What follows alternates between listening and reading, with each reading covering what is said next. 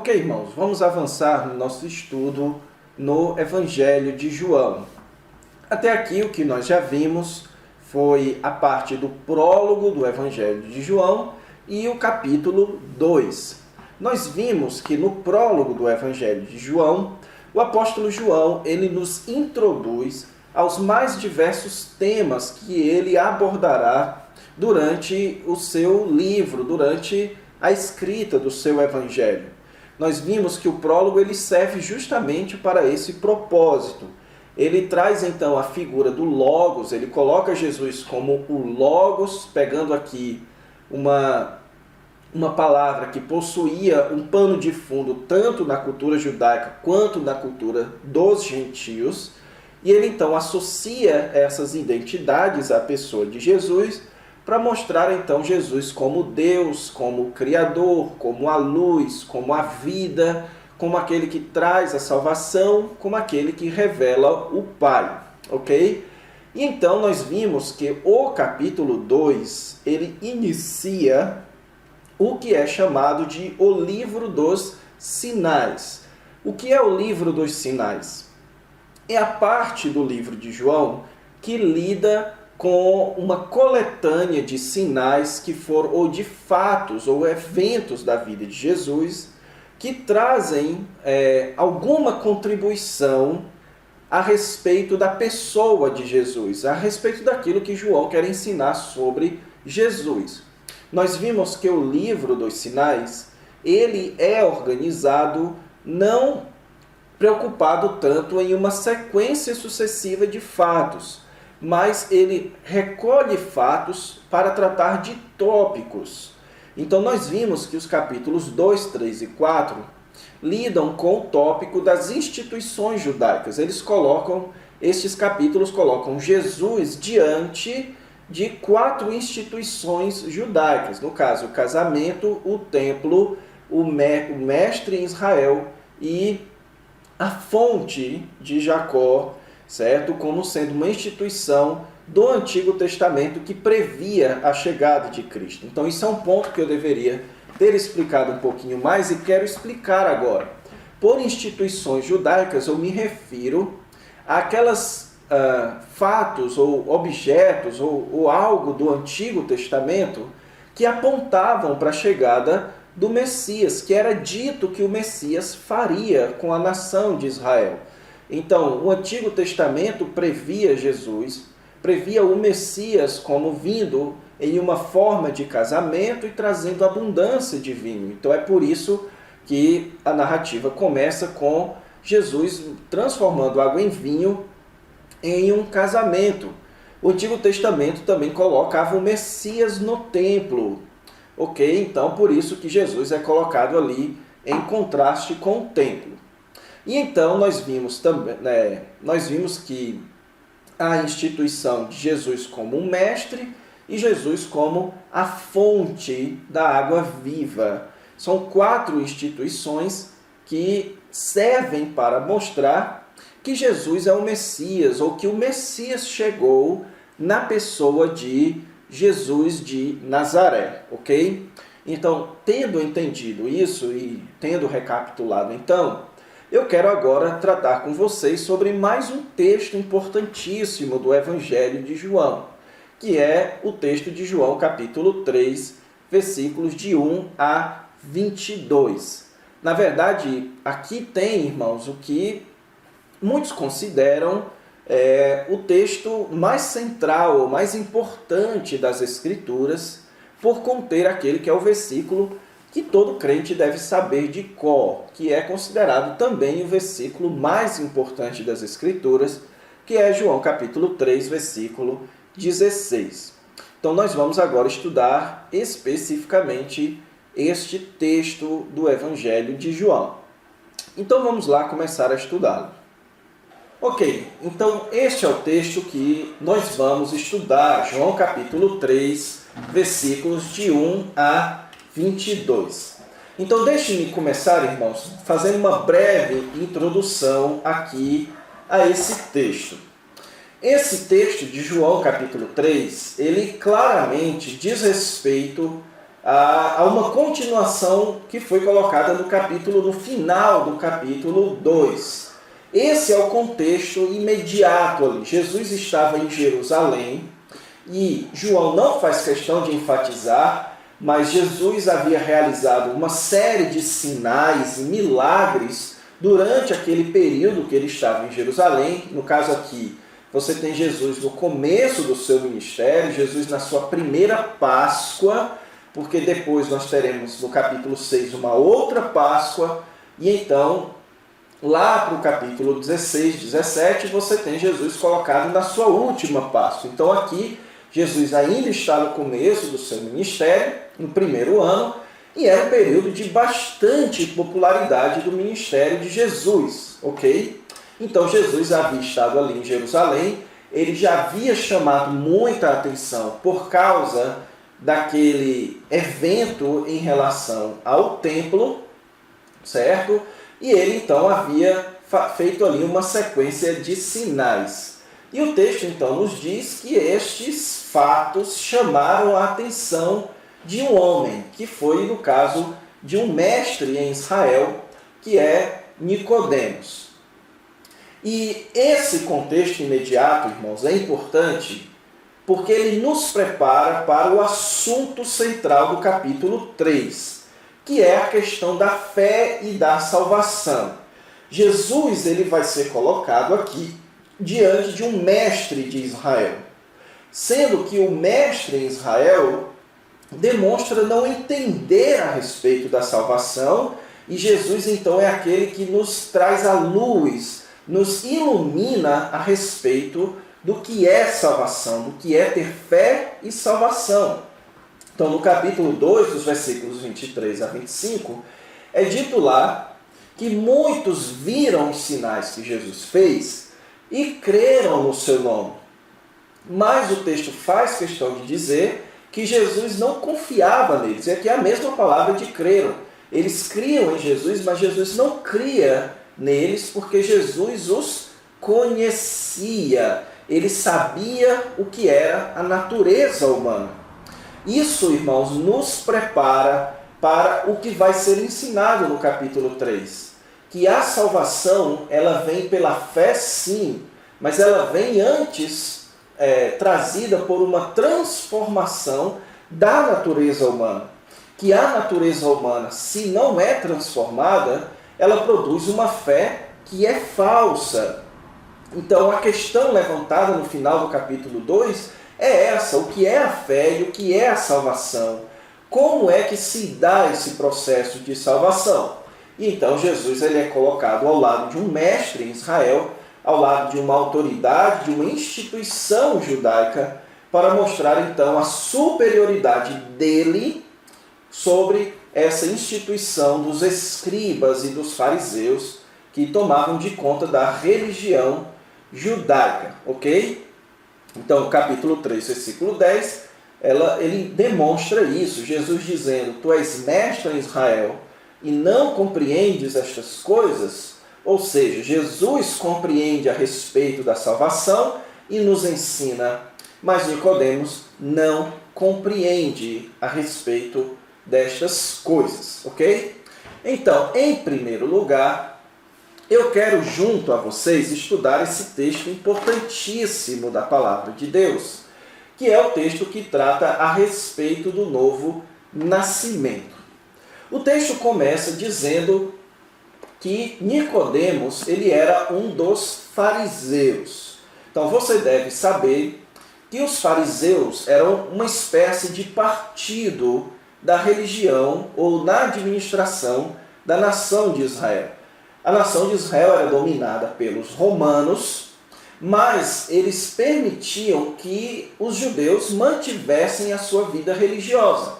Então, a vida religiosa da nação era comandada por um grupo chamado Sinédrio.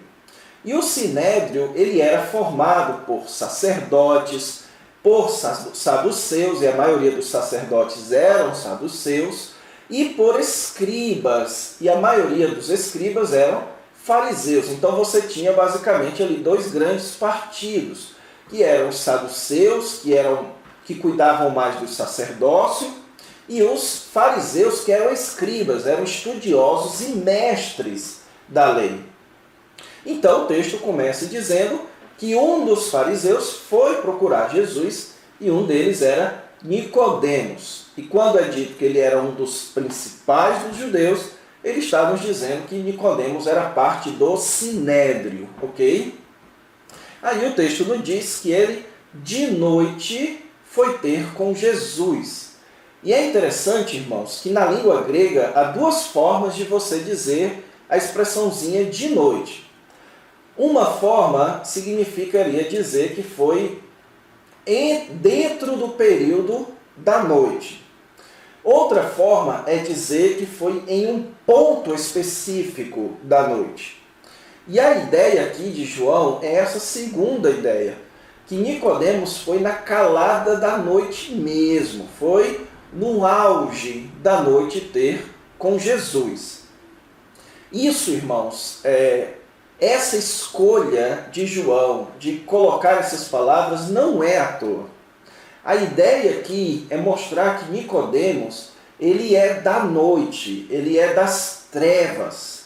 Nicodemos, ele tem vergonha de Jesus, ele tem medo da sua associação com Jesus. E isso é uma característica de quem é da noite, das trevas. E ele então foi com Jesus, foi para Jesus, e olha só a pergunta dele. Na verdade não é uma pergunta, é uma afirmação. Sabemos que és mestre vindo da parte de Deus, porque ninguém pode fazer estes sinais que tu fazes se Deus não estiver com ele. Irmãos, o que é que Nicodemos está, em outras palavras, perguntando aqui? O que Nicodemos está fazendo é dizendo para Jesus que ele quer entender como encaixar a pessoa de Jesus com o seu sistema doutrinário. Ou seja, ele está reconhecendo, olha, eu reconheço que você é vindo da parte de Deus. Os sinais que tu fazes claramente mostram que tu és vindo da parte de Deus. Mas isso não se encaixa com o meu sistema de crenças, isso não se encaixa com aquilo que eu entendo a respeito da salvação e a respeito do Messias. E é por isso, irmãos, que a resposta de Jesus é: em verdade, eu te digo, que se alguém não nascer de novo, não pode ver o reino de Deus. Jesus entende que a pergunta de Nicodemos diz respeito a como se entra no reino de Deus. E Nicodemos tinha uma compreensão de que a entrada no reino de Deus era uma entrada obtida por meio de um relacionamento pactual com Deus, mantido por boas obras. Ou seja, a concepção de Nicodemos era a concepção da antiga aliança, que para que você seja do povo e do reino de Deus, você tem que estar nessa aliança com Deus, mantida por meio do cumprimento da lei. E Jesus então mostra para Nicodemos que não é bem assim, que a entrada no reino de Deus, ou seja, a salvação, ela é obtida pelo novo nascimento. Que a entrada no reino de Deus não é algo conquistado por meio de atos externos, mas de algo que acontece inicialmente, internamente. Lembra do contexto aqui? Que as pessoas criam, mas com a sua natureza ainda corrompida. Então, é necessário uma transformação natural, uma transformação da nossa natureza. Então, o Senhor Jesus está mostrando inicialmente que a salvação ela é algo que essencialmente começa no nosso interior. Ela não é obtida do exterior, não é algo que eu faço de fora que me salva por dentro. É algo que acontece dentro de mim que me salva por fora, que me leva para o reino de Deus. E a resposta de Nicodemos a isso, irmãos, é característico, certo? de algo que João já havia preconizado no seu prólogo. Lembra que no prólogo é dito lá que o mundo não o conheceu, ou seja, o mundo não entendia a respeito de Jesus. Então, durante todo o Evangelho de João, você vai perceber que Jesus fala coisas e as pessoas não entendem o que Jesus está dizendo. As pessoas simplesmente não compreendem o sentido do que Jesus está falando. E o primeiro caso em que isso acontece é aqui com Nicodemos. Ele diz o seguinte: como pode um homem nascer sendo velho? Pode, porventura, voltar ao ventre materno e nascer segunda vez? Por que Nicodemos tem essa má compreensão?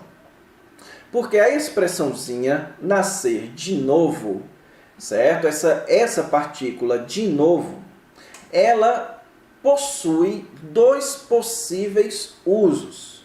Um uso é novamente e o outro uso é de cima. Então, Jesus tanto poderia estar dizendo nascer novamente, quanto ele poderia estar dizendo nascer de cima. E Nicodemos acha que Jesus está dizendo nascer novamente, que é necessário um novo nascimento físico para entrar no reino de Deus. E Jesus então vai mostrar para ele que o novo nascimento, que a partícula de novo, ela não foi utilizada aqui no sentido de novamente, mas no sentido de do alto, ou de Deus, ou espiritual. Que o novo nascimento, na verdade, é um nascimento do alto, é um nascimento que vem de Deus, é um nascimento espiritual. Esse novo nascimento não é da terra, não é deste mundo, ele é de Deus. Ele é trazido da parte de Deus. E ele então explica isso dizendo: quem não nascer da água e do Espírito não pode entrar no reino de Deus. Então veja o paralelo aqui. Nascer de novo, ou nascer de Deus, é igual a nascer da água e do Espírito. E muito se debate, irmãos, sobre o que é nascer da água e do Espírito.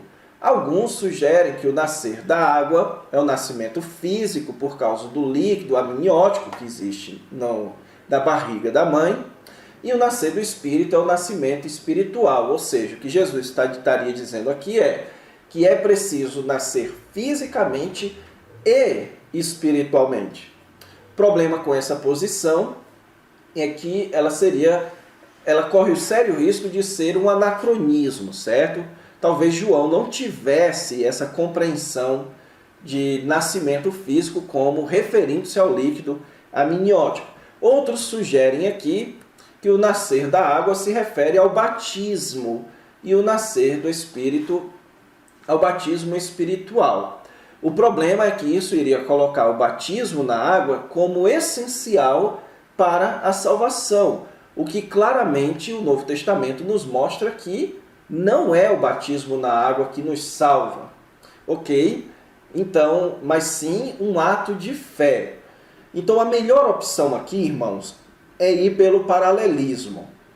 Então é dito no versículo 6 que o que é nascido da carne é carne, e o que é nascido do Espírito é Espírito. Então, ao mesmo tempo que antes ele fala da água e do Espírito, depois ele cita só o Espírito. Então a melhor opção aqui é que você entenda que nascer da água e do Espírito são, na verdade, expressões sinônimas. Ou seja, nascer da água é nascer do Espírito é nascer da água. Água aqui referindo-se ao que o capítulo 4 vai trazer como sendo o recebimento de uma nova fonte espiritual, como o tomar a água da vida, como receber ou ter a Jesus, a fonte da água viva, em você. Então, nascer da água e do Espírito é simplesmente receber o Espírito Santo.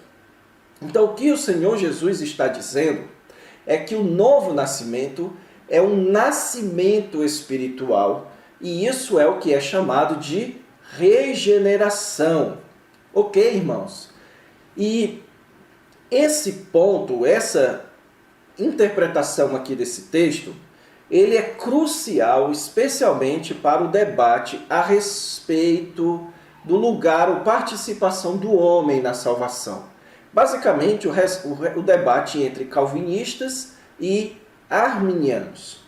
O versículo 8 nos mostra claramente que o nascimento espiritual ele é dependente da vontade do Espírito. Assim como o vento vai para onde quer, o Espírito Santo age em quem ele quiser. Assim como o vento age de maneira imperceptível, sem que você perceba visualmente, assim também é a ação do Espírito Santo. Então, o versículo 8 ressalta duas características do novo nascimento. Em primeiro lugar, ele não é motivado, ele não é percebido visualmente, ele é uma ação espiritual e interna. E em segundo lugar, que o nascimento espiritual, ele é uma ação soberana do Espírito Santo. Isso mostra então, irmãos, que a regeneração é aquilo que nos salva do nosso pecado. É aquilo que transforma a nossa natureza. E qual é o meio para que você receba o novo nascimento? A continuação do texto vai mostrar que é para que todo aquele que nele crê tenha a vida eterna. Ou seja, o meio estabelecido por Deus para a nossa salvação, para a entrada no reino de Deus, para a entrada na vida eterna, é a fé e a regeneração. E João não discute aqui o que vem primeiro. Se primeiro você é regenerado, depois crê, se você primeiro crê, depois é regenerado. Ele coloca aqui em paralelo. Ninguém pode entrar no reino de Deus se não nascer de novo. Ninguém pode ter a vida eterna se não crer no Senhor Jesus Cristo. Então, a fé e a regeneração são dois lados da mesma moeda. Não são duas moedas. E não tem essa de um lado vem primeiro ou antes do outro. Não existe na moeda o lado anterior e o lado posterior. Isso é uma questão de perspectiva. Na perspectiva de quem está desse lado, ou seja, na perspectiva do homem, a fé vem primeiro e a regeneração vem depois. Mas na perspectiva de Deus, a regeneração vem primeiro e a fé vem depois. Qual perspectiva está correta? As duas, porque as duas são os lados da mesma moeda. Então, a fé e a regeneração é aquilo que produz a salvação em nós, ok? Então, a salvação ela é obtida por meio de uma ação sobrenatural do Espírito Santo em nós, nos dando um nascimento espiritual, nos dando vida espiritual, e isso é feito por intermédio da fé, ok? Então, é isso que está sendo ensinado aqui nos capítulo 3, dos versículos de 1 a 8 e também posteriormente. E para finalizar, irmãos, eu quero só não deixar de tratar com vocês a respeito desse maravilhoso versículo aqui em João capítulo 3, versículo 16. Saiba você que, a partir do versículo 16, o que nós temos aqui já não são mais as palavras de Jesus. Aqui nós temos as palavras do apóstolo João. Agora nós temos o que é chamado de nota editorial, que é marcada pela partículazinha por quê. Agora o apóstolo João, ele vai explicar o motivo daquilo que foi dito dos versículos de 1 até o 15. Ou seja, por que há salvação para o homem? Por que a entrada no reino dos céus, no reino de Deus, na vida eterna, ela é feita por meio da fé, por meio da regeneração? Por que existe salvação para o homem? Então, o assunto aqui do capítulo 3 é o assunto da salvação. E o capítulo 3, versículo 16, ele é o texto mais rico em conteúdo a respeito da salvação do homem. Toda a nossa soteriologia, ou seja, toda a nossa compreensão da nossa salvação, ela está contida de maneira espetacular neste pequeno versículo da palavra de Deus, no capítulo 3, versículo 16. Veja, em primeiro lugar, que o texto nos diz qual é a fonte da salvação, que é Deus. Deus amou ao mundo. Não é o homem que buscou a Deus. Foi Deus que buscou o homem. Deus, ele é a fonte soberana de salvação. Se Deus não tivesse tomado a iniciativa, o homem jamais teria feito isso. Deus, ele é aquele que tomou a iniciativa por amor de nos salvar. Então é o amor de Deus que o moveu para nos salvar. Então você pergunta, por que quis Deus nos salvar? E a resposta é, porque Ele decidiu nos amar. Porque Ele quis nos amar. E sendo Ele então amor, Ele se move em nosso favor. Mas também você tem aqui o objeto da salvação. Deus amou ao mundo. E existe um debate, irmãos, muito interessante na teologia, que é o debate da expiação limitada contra a expiação ilimitada. O pessoal da expiação limitada é aquele que diz que o Senhor Jesus Cristo morreu na cruz pelos seus eleitos. E o pessoal da expiação ilimitada diz que Jesus morreu na cruz por todos os homens. E com base nesse debate, esse texto aqui ele é interpretado de diferentes maneiras. O pessoal da expiação limitada gosta de dizer que mundo aqui são os eleitos. Deus amou os eleitos. Deus só providenciou salvação pelos eleitos. E o pessoal da expiação ilimitada vai dizer, está vendo aqui? Deus amou o mundo. Deus amou a humanidade, os seres humanos. Então Deus providenciou salvação para todos os homens. A questão, irmãos, é que as duas posições estão fracassando no quesito exegético, ou seja, na interpretação deste texto no seu sentido original. Mundo, no Evangelho de João, jamais se refere aos eleitos e jamais se refere a todos os seres humanos da face da terra. Não existe nenhum uso desse tipo. Como eu disse a vocês, mundo no Evangelho de João, ele se refere à esfera em que vive a humanidade. O mundo foi criado por Deus. Deus criou o mundo e colocou a humanidade para viver neste mundo. É o sistema das relações humanas. É o sistema em que vive os seres humanos. Ele é um sistema organizado, é a união dos seres humanos nesse sistema.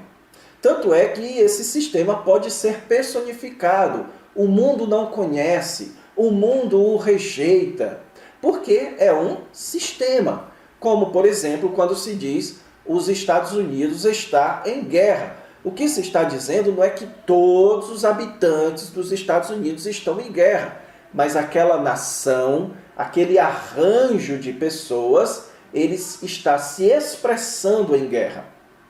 Então, o mundo no Evangelho de João não é tido pela quantidade de pessoas, mas pela qualidade em que a humanidade está. Então, o que João quer destacar aqui não é a quantidade de pessoas que Deus amou, mas o tipo de pessoas a quem Deus direcionou o seu amor. Deus amou aos homens Deus amou a raça humana. É essa a ideia. Deus direcionou o seu amor para a humanidade. Sem especificar se são todos os homens ou se são só alguns. O próprio Evangelho de João vai mostrar posteriormente que os dois são verdade. Tanto Deus procura a salvação de todos, quanto ele tem um interesse especial e age especialmente apenas em favor dos que creem ou dos seus eleitos, ok? Então, o mundo é o objeto da salvação de Deus. E o tamanho da salvação é de tal maneira. Deus amou muito o mundo. A providência da salvação é o seu Filho unigênito. E essa é uma expressão que aparece nos escritos de João, a palavrinha unigênito, que significa o único gerado, ou seja, Jesus é o Filho de Deus de um formato que só Ele é. Jesus é o único Filho de Deus. Nós todos somos filhos de Deus. Mas Jesus é Filho de Deus de um formato que só Ele é.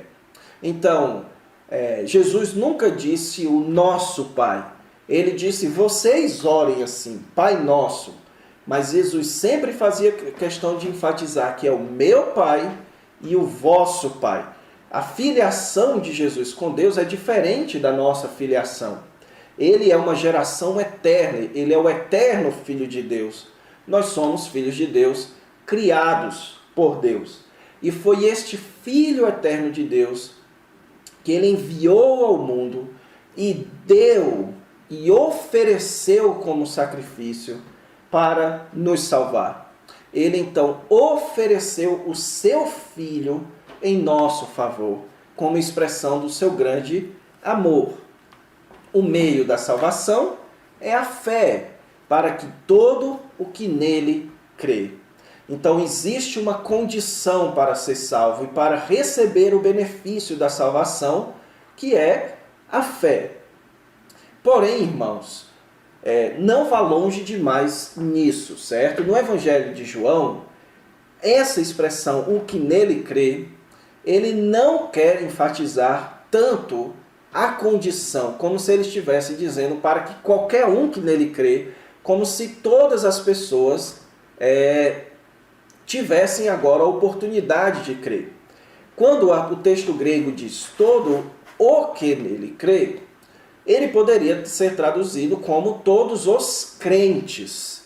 Ou seja, ele enfatiza aqui um estado, para que os crentes não pereçam. O que nós vamos ver mais à frente, que dizer os crentes é a mesma coisa de chamar de os que Deus atraiu a Cristo, ou o que o apóstolo Paulo vai chamar de os eleitos. As ovelhas de Cristo são os crentes. As ovelhas são os crentes. Então, Deus amou ao mundo para que as suas ovelhas, para que os crentes não pereçam. E então você tem o resultado da salvação, que é a vida eterna, ok? Que é receber essa nova vida e viver eternamente em conhecimento de Deus, como o capítulo 17 vai mostrar. Então é isso, irmãos. Essas são as principais temáticas do capítulo 3. O capítulo 3 gira em torno da salvação, mostrando que a salvação é um ato soberano de Deus, produzido internamente. E então estudamos o capítulo 3, versículo 16, para mostrar todo o contexto da salvação contido neste único versículo. Então, na próxima aula nós vamos estudar o capítulo 4. Espero vocês até lá. Fiquem com Deus e Deus vos abençoe.